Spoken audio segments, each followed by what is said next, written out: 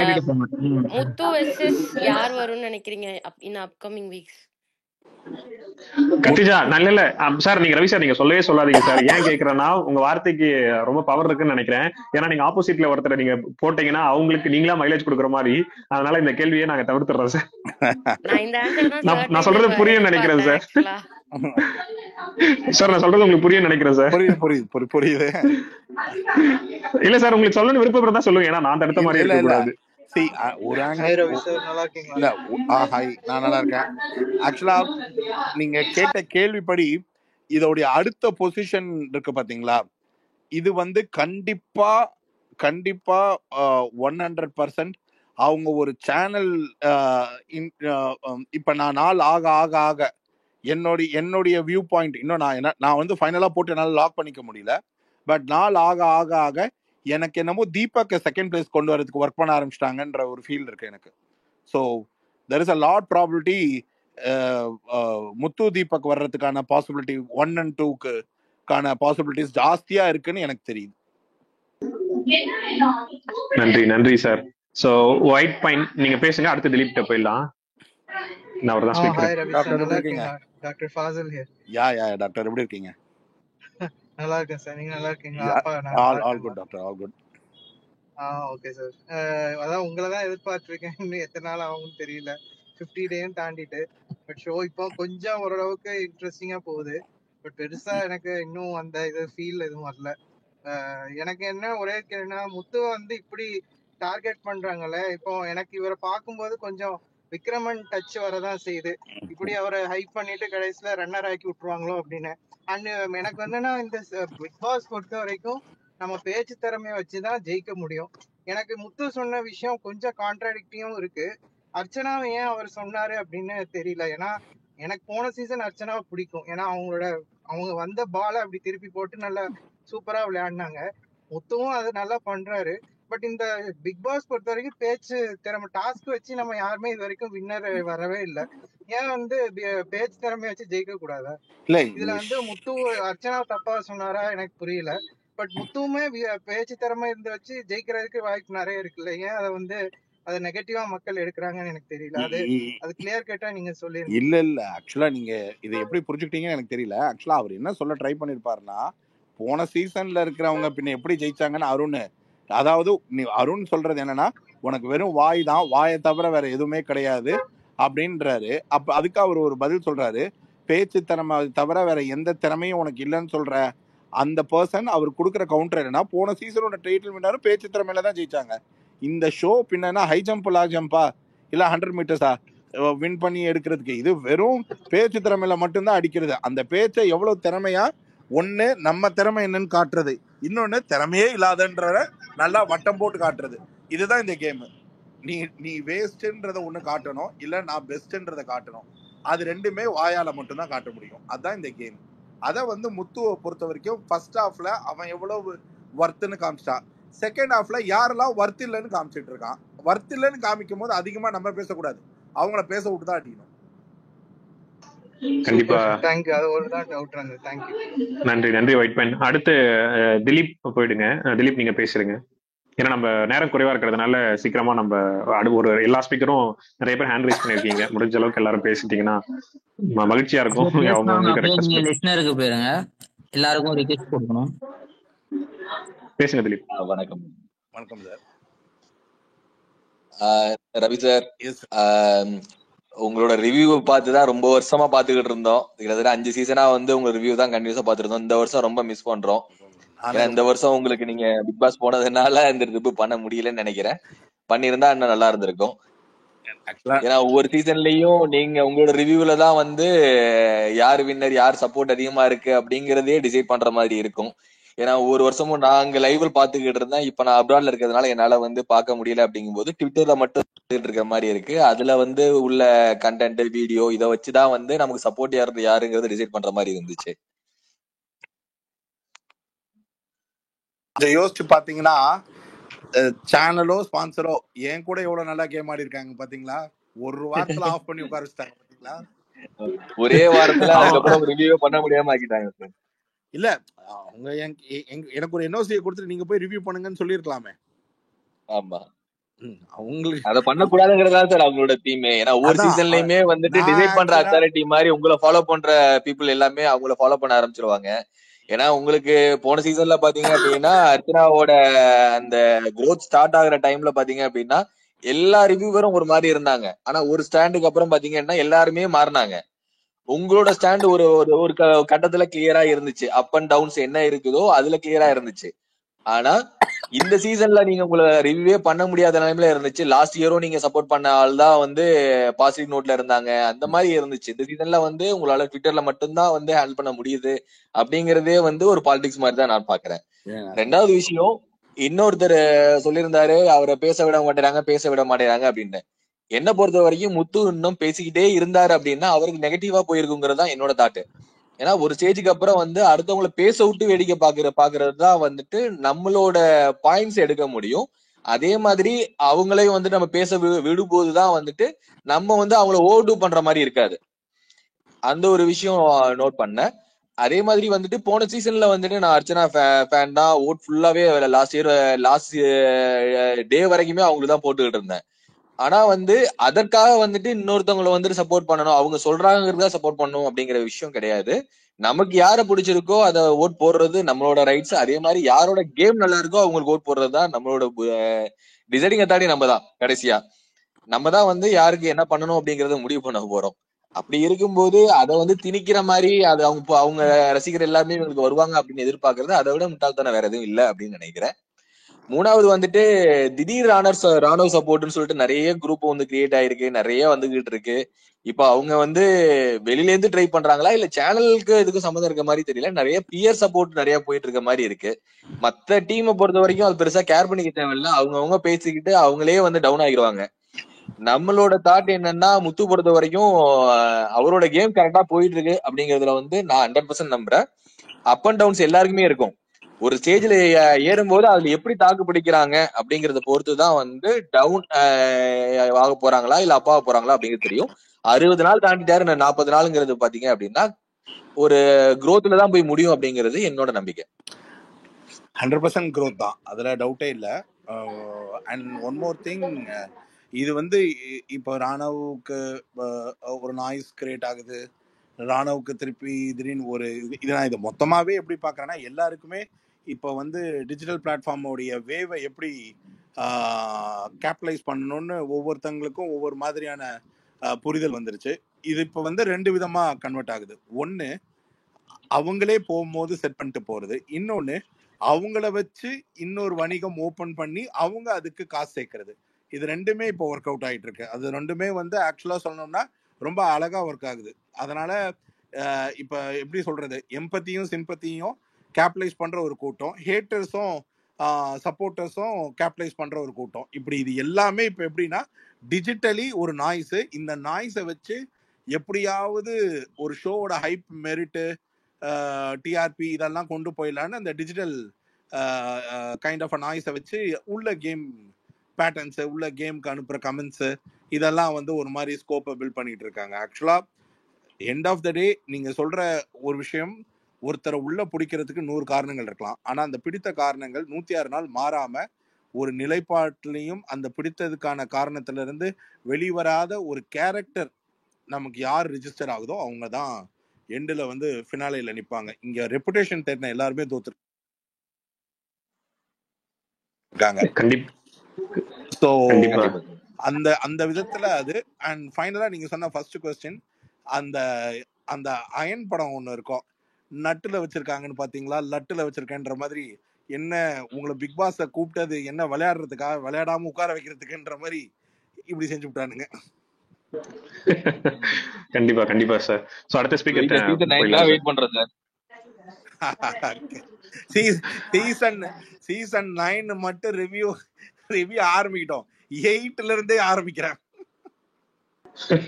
ரிவ்யூலே நிறைய பாலிடிக்ஸ் இருக்கு சார். இப்ப ஸ்டார்டிங்ல பாத்தீங்கன்னா ஒருத்தர் சப்போர்ட் இருக்கிற மாதிரி பேசிட்டு திடீர்னு அப்படியே ஹைல கொண்டு போயிட்டு ஒண்ணுமே இல்லைங்கிற மாதிரி இறக்கிட்டு திருப்பி வந்து வேற யாரையோ ஒரு புதுசா ஒருத்தரை வந்து உள்ள கொண்டு வராங்க. ஒவ்வொருத்தர் ரிவ்யூ பாயிண்டும் அந்த மாதிரி சேஞ்ச் ஆகிட்டே இருக்கும்போது வந்து பாத்தீங்கன்னா ரிவ்யூ மேலே உள்ள நம்பிக்கை போயிருது. இல்ல சார், ஆக்சுவலா நிறைய பேர் நம்ம வந்து அது விமர்சனம் பண்றத வந்து எப்படி ஒரு பாயிண்ட்னா ஒரு ஒரு ட்ரூலி ஸ்பீக்கிங் நீங்க வந்து எஜுகேட் பண்ணும், அதுதான் ரிவ்யூ. ரிவ்யூன்றது இது ஒரு தாட் ப்ராசஸ், இது ஒரு டைமென்ஷன், இது ஒரு வியூ ஆங்கிள். இந்த ஆங்கிள் பாருங்க, அது உங்களுக்கு கனெக்ட் ஆச்சுன்னா, நான் சொல்றது உங்களுக்கு ஏதாவது ஒரு இடத்துல ரிலேட்டபிளா தொட்டுச்சுன்னா அப்ப அதை நீங்க நம்ப ஆரம்பிச்சு ஃபாலோ பண்ணுங்க. இவ்வளவுதான் ரிவ்யூவோடைய பேட்டர்ன் ஆஃப் கன்வேயிங். அது ரிவ்யூல முதல் முக்கியமான பாயிண்ட் என்னன்னா, ரிவ்யூ எல்லாமே கருத்துக்கள் தான், ஃபேக்ட்ஸ் கிடையாது, உண்மைகள் கிடையாது. இது ஒரு ஒப்பீனியனை தான் வைக்க முடியுமே தவிர எதுவுமே உண்மையை சொல்ற முடியாது ரிவ்யூல. ஸோ அது முடிஞ்ச அளவுக்கு ரிலேட்டபிள் ஃபேக்ட்ஸை டச் பண்ணி யாரால கணிச்சு அதுக்கு ஒரு க்ரௌடு இருக்கும். அந்த க்ரௌடுக்கு அந்த பர்சனுக்கு வந்து ஒரு ஃபாலோயர்ஸ் வந்து லார்ஜ் சம் இருக்கும். இப்போ என்ன ஆயிடுச்சுன்னா, மாமியார் மருமக சேர்ந்து ஒரு யூடியூப் சேனல் ஓபன் பண்ணி ரிவ்யூ பண்றாங்க. போற போக்குல அரை லைட்ல ரூமை போட்டு ஒரு ரிவ்யூ பண்றாங்க. இப்போ ரிவ்யூ பண்றத வந்து ஒரு ட்ரெண்டிங்கான ரிவ்யூவா பண்றாங்க. அது வந்து நீங்க வந்து இப்ப எப்படின்னா, இவ்வளவு ரிவ்யூக்கள் போடுற தம்ப்நெயிலும் டைட்டிலும் தான் கேட்சி பாயிண்டே தவிர, இந்த ரிவ்யூக்காக டீடைலிங்கா உட்கார்ந்து இதுல ஒரு அறிவு சார்ந்த டாக் இருக்கும் அப்படின்னு பாக்குற அந்த மாதிரியான ரேஷியோ ஆஃப் கிரௌட் வந்து ரொம்ப கம்மி ஆயிடுச்சு இப்போ.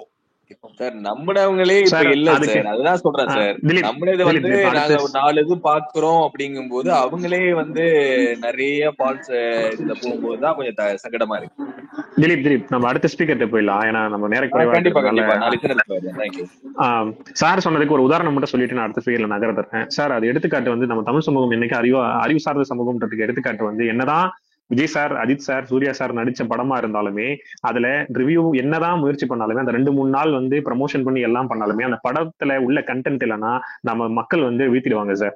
ஆனா அந்த படத்துல கண்டென்ட் இருக்குன்னா அவ்வளவு பெரிய நடிகர் இல்ல, அது வந்து வெளிச்சம் குறைவா இருக்கிற நடிகரா இருந்தாலும் சரி தூக்கி மேல வச்சிருவாங்க சார். சோ நம்ம தமிழ் மக்கள் ரொம்ப அறிவு சார்ந்த ஆட்கள்.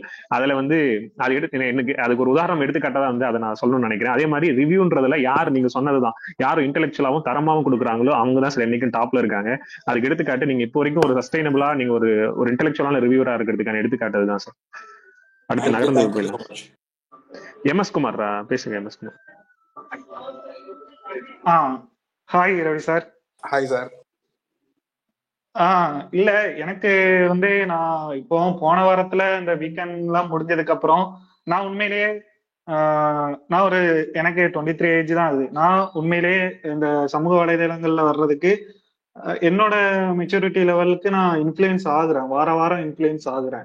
ஆனா நான் முத்துக்குமரன் எதுக்கு சப்போர்ட் பண்றேன்னா, வெளியில இந்த சமூக வலைதளங்கள்ல உலா வர்ற விமர்சனங்கள், தேவையில்லாத விமர்சனங்கள் அதை பார்த்து இல்ல, நான் வந்து லைவ் பாக்குறேன்.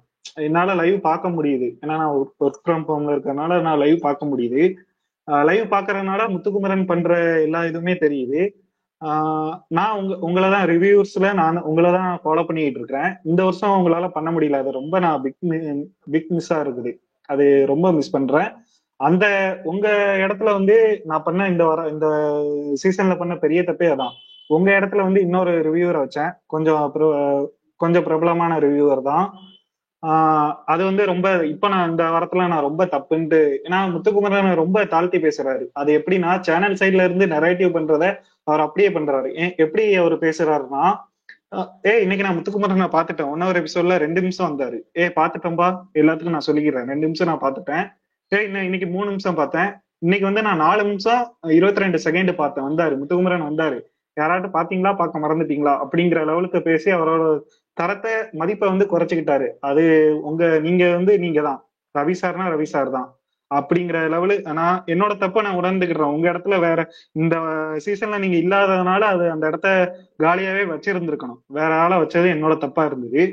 இன்னொன்னு என்னன்னா, நானே அதான் போன வாரத்துல நான் நம்பிட்டேன், என்ன முத்துக்குமரனை எந்த லெவலுக்கு நான் கொண்டு வந்து வச்சுட்டேன்னா, சீசனா லாஸ்ட் சீசன் வந்து விசித்ரா அவங்க வந்து ஒரு ஷாக்கிங் எவிக்டா இருந்தது, அந்த இடத்துல நான் முத்துக்குமரனை கொண்டு வந்துட்டேன். இவங்க சேனல் நரேட்டிவ் பண்றது வந்து ஒரு மாதிரி மட்டம் தட்டி முத்துக்குமரனை டாப் 5 கொண்டு போக, நீங்க சொல்ற மாதிரியே பாருங்களேன், தீபக்கை வந்து நீங்க 2வது கொண்டு வந்துருவாங்க அப்படின்னு சொல்றீங்க.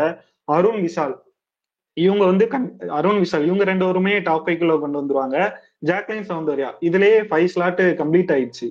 முத்துக்குமரன் இதுக்குள்ள நான் நினைச்ச இருந்த இன்ஃபுளுயன்ஸ் ஆன இதுபடி முத்துக்குமரன் இதுக்குள்ள கொண்டு வர முடியாத அளவுக்கு இவங்க பண்ணிக்கிட்டு இருக்காங்கன்ட்டு எனக்கு தோணுச்சு. முத்துக்குமரனும் கொஞ்சம் 2 வாரங்களா டவுன் ஆயிட்டாரு. அவரு ரொம்ப டவுன்.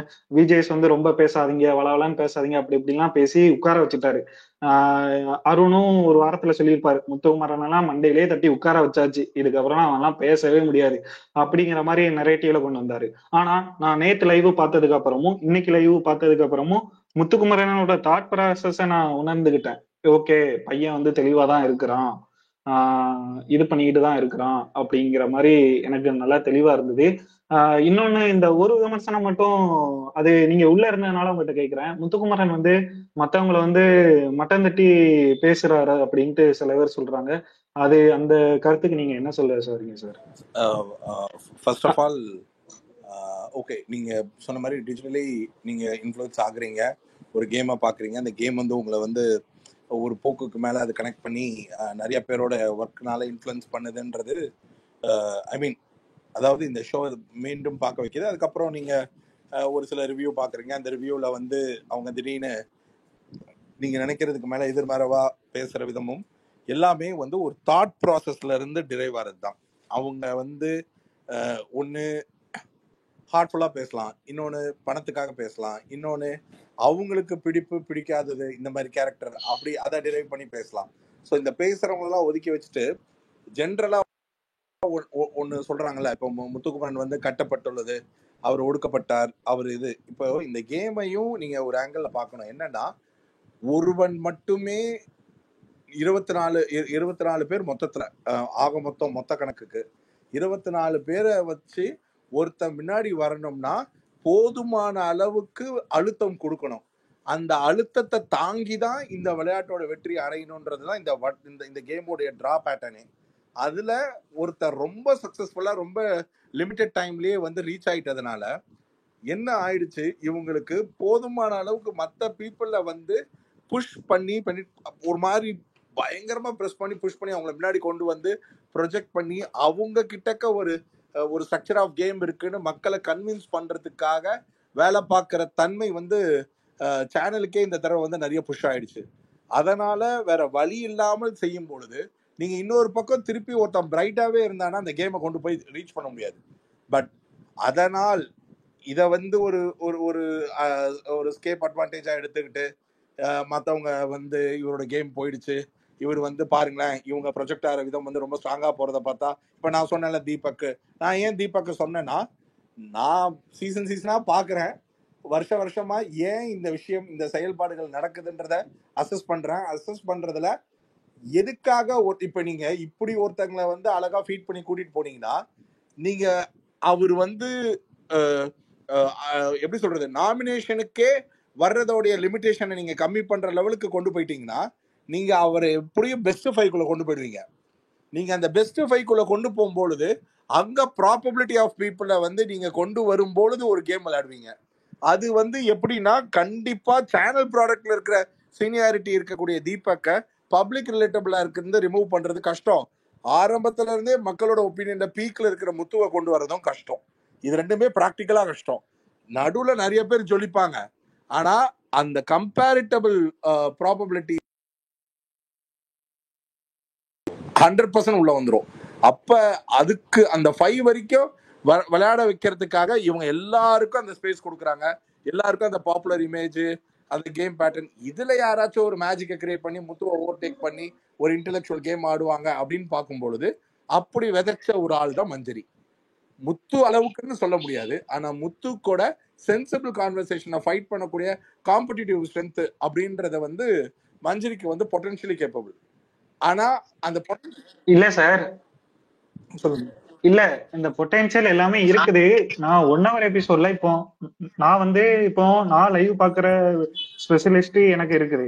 ஆனா எங்க அத்தை சித்தி அவங்க அந்த வீட்டு தாய்மார்கள்லாம் இப்போ 1 hour எபிசோடு பாக்குறாங்கன்னா அவங்க எப்படி இன்ஃபுளுயன்ஸ் ஆகுறாங்கன்னா, என்கிட்ட ஒரு கேள்வி கேட்கறாங்க. நான் முத்துவை பத்தி நான் சொல்றேன், இதெல்லாம் இருக்குது, எக்ஸ்ல இருக்கிற வீடியோஸ் எல்லாம் எடுத்து காட்டுறேன்.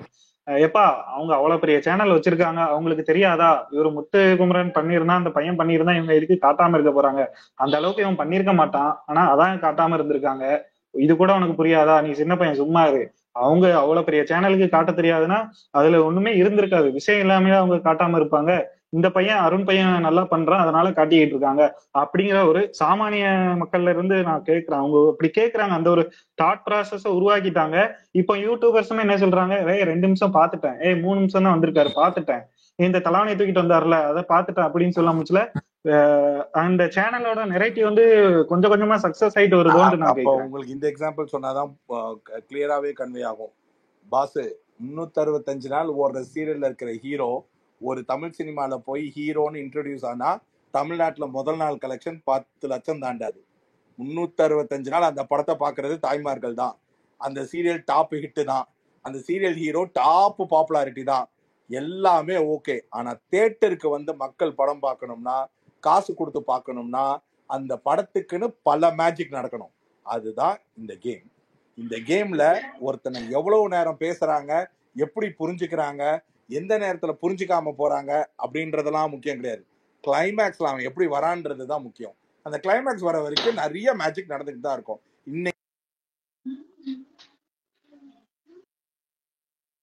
நாளைக்கு நல்லவன் பேசும். இதுதான் இந்த கேம். இந்த கேமோட மாறவே மாறாது.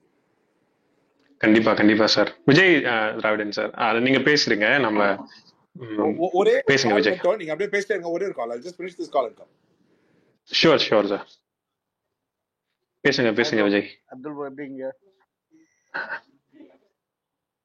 நல்லா இருக்கேன் ப்ரோ, நீங்க நல்லா இருக்கீங்களா ப்ரோ? கொஞ்சம் டெய்லி ஸ்பேஸ் போடுங்க ப்ரோ. மற்ற ஸ்பேஸ் எல்லாம் போயிட்டு தலைவலியா மனசாட்சி இல்லாம ரொம்ப கேவலமா பேசிருக்கானுங்க. அநியாயத்துக்கு ஒரு இதுவா பண்ணுறானுங்க, புரியுதா இல்லையா? ஏன்னா இப்போ முத்து இவ்வளவு பண்ணி இப்ப நீங்க இப்ப சப்போர்ட் பண்ணி அப்படின்னா நம்ம எல்லாம் இவ்வளவு சப்போர்ட் பண்றோம். நம்மளுக்குன்னு ஒரு தனிப்பட்ட ஒரு ஸ்பேஸ் இல்லாத ஒரு கவலை வந்து ஹெவியா இருக்கு, புரியுதா இல்லையா? இப்ப வந்து இப்ப இந்த ஸ்பேஸ் போட்டோம்னா கொஞ்சம் சந்தோஷமா இருக்கு. அதை விட்டு இப்ப அங்க போனோமா ஸ்ட்ரெயிட்டா அதான் இப்ப MS குமார் சொன்ன மாதிரி தான். எப்படி சொல்றாங்கன்னா 1 hour எபிசோட்ல வந்தாதான் அவங்க மெயின் அப்படின்னா எனக்கு தெரிஞ்சு விஷாலும் தசிவம் பண்ணா தெரியுமா? எனக்கு தெரிஞ்சு அவங்க தான் டைட்டில் ஒன்னு 30 நிமிஷம் 40 நிமிஷம் சொல்லிட்டு கண்டென்ட் வருது டெய்லி. ஓகே, மீதி எல்லாத்துக்கும் கூட ஒரு 3 நிமிஷம் 4 நிமிஷம் வருது. அவங்க கண்டென்ட் மீதி எந்த கண்டென்ட் இல்ல. ஓகேவா? சொல்லப்போனா அந்த பிபிஏ பிக் பாஸ் இல்லாத மாதிரி பிக் பாஸ் சீரியல் மாதிரி நடத்திருக்காங்க. அந்த பிக் பாஸ் சீரியலை பாக்குற தாய்மார்களுக்கு அது ரொம்ப பிடிச்சிருக்கு. ஓகேவா? கணக்குப்படி. ஆனா இவங்களுக்கு கூட என்ன சொல்றாங்கன்னா இப்ப 24 ஹவர்ஸ்ல கணக்கே இல்லை சொல்லிட்டு அந்த 24 ஹவர்ஸ் பத்தி தான் பேசுங்க. 24 ஹவர்ஸ்ல கூட முத்து எப்படா வாயை திறப்பான், நாங்க எப்படா வாயை திறப்போன்ற மாதிரி தான் பண்ணுறாங்க. இப்ப உள்ளேயும் சவுண்டும் ஜாக்லின் ஃபேன்ஸ் வந்து எப்படி பண்றாங்கன்னா முத்துன்னு அவங்க எப்படி அடிச்சாங்களோ அதே மாதிரி தான் வெளியே முத்து சொல்லிட்டு ஃபேன்ஸ் அடிச்சுக்கிறாங்க. ரெண்டுத்துக்கும் வித்தியாசம் இல்லாத மாதிரி. அவன் கம்முன்னு இருந்தாலும் அப்ப அவன் கம்முன்னு இருந்தாலும் கண்டென்ட் இல்லை. அவன் கம்முன்னு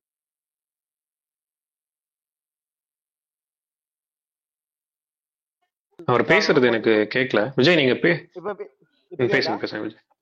இப்ப கேக்குது பேசுங்க. இல்ல முத்து ஃபேன் தனியா ஒரு ஆர்மி, அது தனியா ஒரு ஸ்பேஸ் இருந்தாவே போதும். இன்னும் வந்து அப்துல் ஒரு ரிக்வெஸ்ட், மற்ற ஃபேன்ஸ் நம்ம ஃபேன்ஸ் முத்து ஃபேன்ஸ் எல்லாம் சில தரக்குறவா வந்து கொஞ்சம் மற்றவங்கிட்ட பேசலாம், அது கொஞ்சம் அவாய்ட் பண்ண மாதிரி நீங்க கொஞ்சம் சொன்னா அது கெட்டா இருக்கும். ஏன்னா ரொம்ப ஒரு ஆப்போசிட்டா உனக்கு போற மாதிரி ஒன்று தோணுது கொஞ்சம். இல்ல ப்ரோ, நம்ம சைட்ல உள்ளவங்க வந்து அது பண்றது இல்ல. சில வீணுக்குன்னு ஃபேக் ஐடிலாம் ஓபன் பண்ணி முத்து ஃபேனு, முத்துவோட ஆர்மி அப்படின்னு ஒரு ஃபேக் ஐடிலாம் கிரியேட் பண்ணி இத வீணுக்குன்னு ஒரு குரூப் பண்ணிட்டு இருக்குது. அது எந்த குரூப்னு நம்ம உங்க எல்லாத்துக்குமே தெரியும். அதுதான் தவிர்த்து நம்ம ஃபேண்டம் சைட்ல இருந்து அவ்வளவா வராது. வந்தாலும் நம்ம வந்து சொல்லிட்டு தான் இருக்கோம், யாரும் அந்த மாதிரி பண்ண வேணான்ட்டு. சோ அது வராது. அந்த முத்துக்குமார் ஆர்மி சொல்லிட்டு வச்சு அதுல கீரி போய் சொல்லிட்டாரோ அவரும் அதான் பண்றாரு. ஏன்னா எனக்கு பிடிக்கல சில டைம் வந்து அவரு. அது விஜய் மத்தவங்க பத்தி ரொம்ப டீப்பா அதுக்குள்ள போக தேவையில்ல, அது விட்டுருங்க.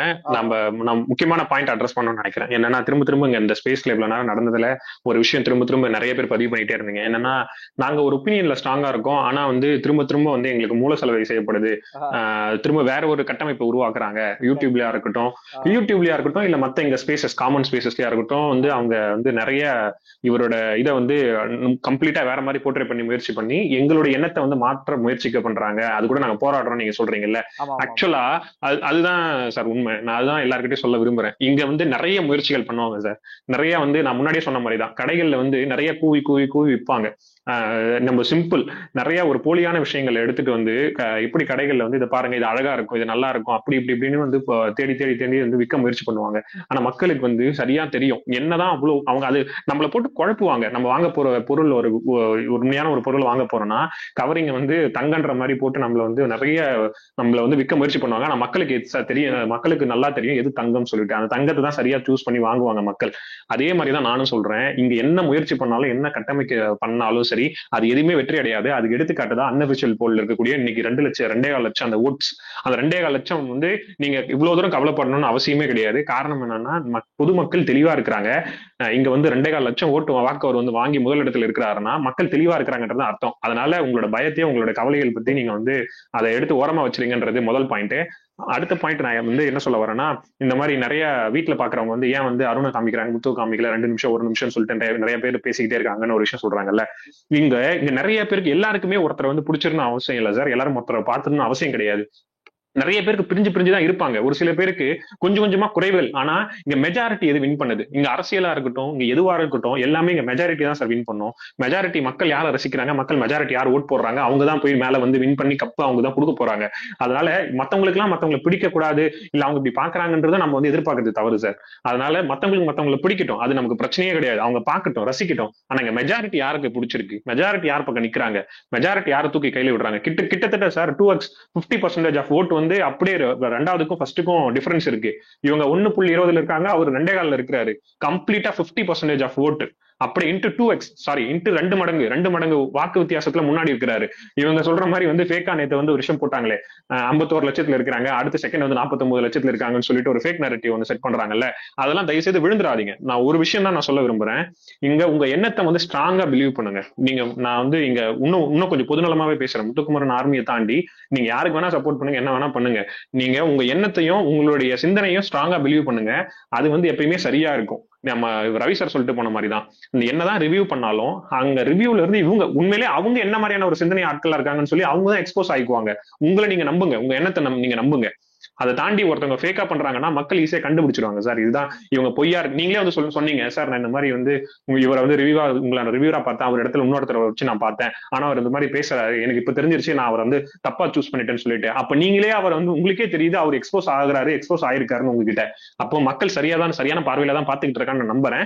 ஒரு விஷயம் மட்டும் தான் நான் சொல்ல விரும்புறேன், நீங்க உங்களோட எண்ணத்துல ஸ்ட்ராங்கா இருங்க. எத்தனை ஸ்பேஸ் வேணா ரெகுலரா நடக்கட்டும், என்ன வேணா நடக்கட்டும், உங்க கோரிக்கை வேணா நம்ம எடுத்துக்கலாம். ரெகுலரா ஸ்பேஸ் போட முடிஞ்சதுன்னா கண்டிப்பா இங்க இருக்கக்கூடிய ஹோஸ்ட் வந்து இல்ல ஹோஸ்டோ இல்ல மற்ற முத்துக்குமரன் பிடித்த நபர்களோ கண்டிப்பா அதுக்கான முயற்சிகள் எடுப்பாங்க. அப்படி இல்லாட்டாலும் சரி, கிடைத்த நேரங்கள்ல என்ன எல்லாருக்கும் அன்றாட வாழ்க்கை இருக்கு, அன்றாட வேலை இருக்கு. சோ அதை பண்ணிக்கிட்டு இருக்காங்க, முயற்சி பண்ணுவாங்க, அதை நடக்கும்ன்றதை நான் நம்புறேன் சார். ஒரு நாளைக்கு ஒரு 1 hour ஏதோ மினிமம் ஒரு 1 hour போட்டா கூட போதும். அதான் ஒரு ஜஸ்டிஃபை கட்டிட்டு. ஏன்னா இது எப்படி தான் போயினுக்குது, இப்ப பிராண்டிங்ன்றது ஹெவியா போயினுக்குது. ஓகேவா, ஒருத்தனை வந்து பிராண்டிங் பண்ணி தள்ளி. ஏன்னா நான் என்ன பொறுத்தவரைக்கும் நான் ஓப்பனா முத்து பேச சொல்லிட்டு பேசுவேன். மத்தவங்க மாரி இல்ல, நான் நியூட்ரல் ஃபர்ஸ்ட்லாம் சொல்லுவேன், நியூட்ரல் சொல்லிட்டு. ஒரு டேஸ்க்கு அப்புறம் நான் வந்து முடிவு பண்ணிட்டேன், இனிமேட்டு நம்ம நியூட்ரல் சொல்றதெல்லாம் வேஸ்ட். இப்ப நம்மளுக்கு தோணுது மனசார நம்ம வந்து இவனுக்கு தான் சப்போர்ட் பண்ணணும் நம்மளுக்கு தோணுது, அதை வெளிப்படையா சொல்லிட்டு நம்ம சப்போர்ட் பண்ணி பேசலான்ற ஒரு முடிவில் வந்துட்டேன். ஓகேவா, அதனால தான் ஏன் எனக்கு கோவம் வருதுன்னா, இது வந்து ஒரு ஸ்டேஜ் மேல, ஏன்னா நான் அவனை சப்போர்ட் பண்ண மெயின் ரீசனே ஒரு மிடில் கிளாஸ், நானும் ஒரு மிடில் கிளாஸ் தான். அதை தாண்டி அவரோட ஒரு ஸ்பீச் என் மனசுல வந்து படியும். அவர் எதனா ஒன்று பேச போனாவே ஓகே இது நம்ம மனசுல இருந்து பேசுற மாதிரி இருக்குது அப்படின்ற ஒரு தாட்ஸ் நம்மளுக்கு வரும். அதையே கெடுத்து ரொம்ப சீர்குலையாம இந்த பெரிய பெரிய ஐடியாஸ் எல்லாம் ஒன்று பண்ணா தெரியுமா, அது எனக்கு பிடிக்கல. ஓகேவா, அதை எப்படி நம்ம கேட்கறது கூட தெரியல, ஆனாலும் நம்ம போயிட்டு தான் இருக்கும். அதுதான் சொல்றேன், வேற எதுவும் இல்லை. கண்டிப்பா சொல்லுங்க அப்துல், ஹேண்ட் ரைஸ் பண்ணிருக்கீங்க. இல்ல ஓகே முத்து ஏகே பேசுங்க முத்து ஏகே. ஹாய் ப்ரோ, வணக்கம் ப்ரோ. வணக்கம் சொல்லுங்க. ரவி சார் போயிட்டாரா? ஆமா, அவர் ஒரு சின்ன கால் இருக்கு அப்படின்னு போயிருக்காரு. சொல்லுங்க. நேற்று லைவ் அந்த 1 hour நம்ம இந்த முத்து பேசினாப்ல பாத்தீங்களா? சூப்பரா இருந்தது. 1 hour இருந்தது நேற்று லைவ். அந்த நைட்ல அந்த 1 hour கட் பண்ணாம போட்டிருந்தனால. ஆமா அது எல்லாமே ரொம்ப இன்டெலெக்சுவலான தாட்ஸ் எல்லாமே. அது ரொம்ப சூப்பரா இருந்தது, ரொம்ப சூப்பரா இருந்தது. அவரோட கேம பத்தியும் அவர் சொல்லியிருந்தாரு. நான் இன்னும் நான் என்னோட கூட்டம் வந்து பின்னாடி காத்துட்டு இருப்பாங்க, நான் இன்னும் இறங்கி அதுக்காக நான் அடுத்த வாரத்துல இருந்து அதை இன்னும் நான் பண்ண ஆரம்பிப்பேன் அப்படின்னு சொல்லியிருப்பாரு. ஆமா அது உண்மையை ரசிக்க முடியா இருந்தது. அந்த 1 hour கான்வர்சேஷன் வந்து அதுதான் சொன்னேனே, ஒரு விஷயம் மீனிங்ஃபுல்லா இருக்கணும். நம்ம ஒருத்தங்க கிட்ட ஒரு கான்வர்சேஷன் வச்சுக்கிறோம்னா அது ரசிக்கும்படியாம இருக்கணும். அதுல நிறைய அர்த்தங்கள் நிறைஞ்சதா இருக்கணும் அந்த கான்வர்சேஷன்ல. அது ரொம்ப அழகா இருந்து 2 அறிவாளிகள் அந்த இடத்துல கான்வர்சேஷன் மேக் பண்ணும்போது அது பாக்குற ஆடியன்ஸ்க்குமே இத்தனை பிக் பாஸ் நம்ம அப்படிதான் பார்த்திருக்கோம். அது ரொம்ப அழகான கான்வர்சேஷன் அது. அந்த மஞ்சூரி கூட சொல்லியிருப்பாங்க, அந்த இன்னும் நீ இறங்கி ஆரம்பிக்கணும் இன்னும் கொஞ்சம் அப்படின்னு சொன்னேன். ஆமா, இன்னும் நான் இறங்கி ஆரம்பிக்கணும், எனக்காக கூட்டம் வெளியில இன்னும் காத்துட்டு இருப்பாங்க அப்படின்னு சொல்லியிருப்பாரு. அது அவங்க கூட அது சொல்லியிருப்பாரு. எல்லாரோட கேமை பத்தி அவன் சொல்லியிருந்தாரு பாருங்க. அப்ப நானா அப்பா யாருடா அவன் அப்படின்னு மாதிரி இருந்துச்சு. ஓகே, சோ நம்ம அடுத்த ஸ்பீக்கர் போயிடலாம். உங்களோட பாயிண்ட் அவ்வளவுதான். ரவி சார்னா போயிட்டாரு. ரவி சார் திருப்பி அந்த முடிய போற நாள்ல போனார்னா அவர் என்ன பண்ணுவாரு அப்படின்னு கேட்கறதுக்காக நான் கேட்கலாம் பார்த்தேன். இல்ல, அது ஜாலி வீக்கெண்ட் தான். சோ அந்த டைம்ல வின்னர் யாருன்றது டிசைட் ஆயிடு இருக்கும். சோ அது சும்மா அவர் போனார்னா என்ன பண்ணுவாரு, அது என்கரேஜ் பண்ணுவாரு, அவ்வளவுதான். அவருக்கு பிடித்த கண்டஸ்டன்ட்ஸ்க்கு அவர் என்கரேஜ் பண்ணுவாரு. அதுதான் நடக்கும். அந்த இடத்துல போய் கடைசி வாரத்துல போய் யாரையும் நம்ம குறை சொல்லிக்கிட்டோம் அது சொல்ல மாட்டாரு. சொல்றேன், அவர் போனார்னா என்ன சார் பண்ணுவீங்க அதை கேட்கதான். இன்னொன்னு ஒரு கேள்வி கூட அவர் முன்னாடி சொல்லிட்டு இருப்பாரு, மன்னர் நான் அப்ப இருந்தானா அவன் என் கேமையும் உடைச்சிருப்பான்னு. அது உண்மையிலே நேற்று அந்த 1 hourல அவர் பேசும் போது அப்பயும் எனக்கு ஞாபகம் வந்துச்சு, ரவி சார் நாமும் அப்போ ரவி சார் இருந்தா கூட உடைச்சிருப்பான் அப்படின்னு மாதிரி ஞாபகம் வந்துச்சு எனக்கு. கண்டிப்பா சார். கணேஷ் பேசுங்க. நன்றி.